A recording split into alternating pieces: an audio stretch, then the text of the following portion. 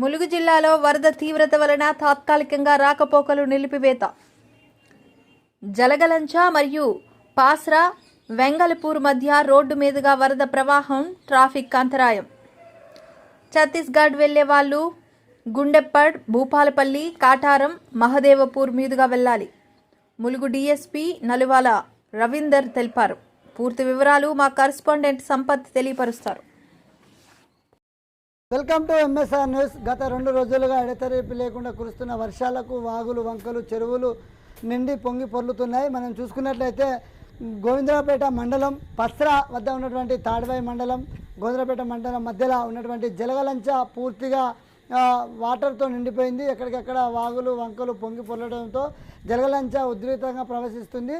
ఎటు నాగారం, ఛత్తీస్గఢ్, భూపాలపట్నం వెళ్లాల్సిన ప్రజలు ఎవరైనా ఉన్నట్లయితే గూడపాడు నుంచి వెళ్లాల్సిందిగా ములుగు జిల్లా పోలీస్ అధికారులు అయితే దిక్కు హెచ్చరిక బోర్డులు అయితే ఏర్పాటు చేశారు. వారి యొక్క ప్రకటన ద్వారా కూడా తెలియపరుస్తున్నారు. జిల్లా డిఎస్పీ గారు రవీందర్ గారు అక్కడ ఉండి ఎప్పటికప్పుడు వాహనాలను పరిశీలన చేపట్టి ఇక్కడ ఉన్నటువంటి వాహనాలు ఎవరైతే భూపాలపట్నం, ఛత్తీస్గఢ్ ఆ ప్రాంతానికి వెళ్ళేవారు మాత్రం గూడపాడు నుంచి వెళ్లాల్సిందిగా ఒక ప్రకటన ద్వారా తెలియపరిచారు. అంతేకాకుండా ఎటు నాగారం వెళ్లాల్సిన వారు మాత్రం ఈరోజు అక్కడ వాగు ఉధృతంగా బాగా ప్రవహిస్తుంది కాబట్టి ఎవరు కూడా ఆ వాగు దాటిపోయే ప్రయత్నం చేయొద్దని చెప్పి ఈరోజు వారి యొక్క ప్రయాణాన్ని నిలిపివేసుకోవాలని కూడా పోలీస్ అధికారులు అయితే ఒక దిక్కు తెలియపరుస్తున్నారు. ఏదేమైనప్పటికీ ఈ యొక్క 2 రోజులుగా ఎడతెరిపి లేకుండా కురుస్తున్న వర్షానికి ప్రజలందరూ సహకరించాలి, వాహనదారులు సహకరించాలి.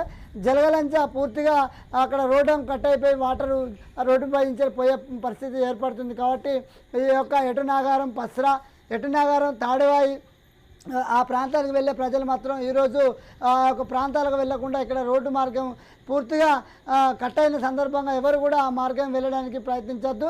అందరికీ ఈ యొక్క బోర్డు కూడా అందించడం, సూచిక బోర్డు కూడా అందించడం జరుగుతుంది. కావున ఈ యొక్క ఏటు నాగారం, మంగాపేట, కమలాపూర్, వెంకటాపూర్, కన్నాయగూడెం వెళ్లాల్సిన ప్రజలు మాత్రం ఈరోజు వారి రాకపోకలకు అంతరాయం కలుగుతుందని కూడా చెప్పచ్చు.